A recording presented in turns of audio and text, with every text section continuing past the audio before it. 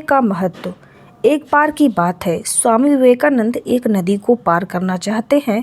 वह नदी के किनारे खड़े हो जाते हैं और नाव का इंतजार करने लगते हैं। तभी वहाँ एक साधु आता है और उनसे पूछता है, क्या आप ही स्वामी विवेकानंद है?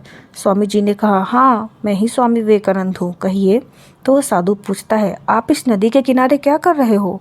तो स्वामी जी ने उत्तर दिया, मुझे इस नदी को पार करना है और मैं एक नाव का इंतजार कर रहा हूँ। तो साधु थोड़ा अहंकार में बोलता है, आप इतने बड़े इंसान हो, बहुत सारे लोग आपको अपना इंस्पिरेशन मानते हैं, लेकिन आप एक मामूली सी नदी को पार नहीं कर पाते हैं। देखो मैं कैसे इस नदी को पार करता हूँ। इतना कहकर वह साधु नदी के ऊपर चलकर उसको पार कर लेता है और वापस चलकर आता है और कहता है, देखो मेरे पास कितनी शक्ति है और मैं इस नदी को चलकर पार कर सकता हूँ, लेकिन तुम्हारे पास तो ऐसी कोई शक्ति नहीं है। फिर भी तुम्हें लोग क्यों अपनी प्रेरणा का स्रोत मानते हैं? सारे लोग तुम्हें जानते हैं। तो स्वामी जी मन में मुस्कुराते हैं और उससे पूछते हैं कि इस विद्या को सीखने में तुमने कितना समय लगा दिया? तो साधु ने जवाब दिया, 15 साल। स्वामी जी ने इतना कहा ही था कि तभी उनकी नाव आ जाती है और स्वामी विवेकानंद जी उस साधु को अपने साथ नाव पर बैठा लेते हैं। वह नदी पार करते हैं। नदी को पार करने के बाद स्वामी जी अपनी जेब से 1 रुपये निकालते हैं और नाव वाले को दे देते हैं, यानी प्रति व्यक्ति के हिसाब से 50 पैसा होता है।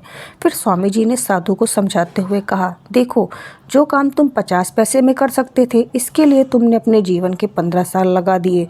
अगर यही 15 साल तुम समाज की भलाई में लगाते या फिर कुछ ऐसा काम करते जिससे लोगों का हित जुड़ा होता, तो लोग आज तुम्हें भी अपनी प्रेरणा का स्रोत मानते और आज तुम्हें भी पूरी दुनिया जानती।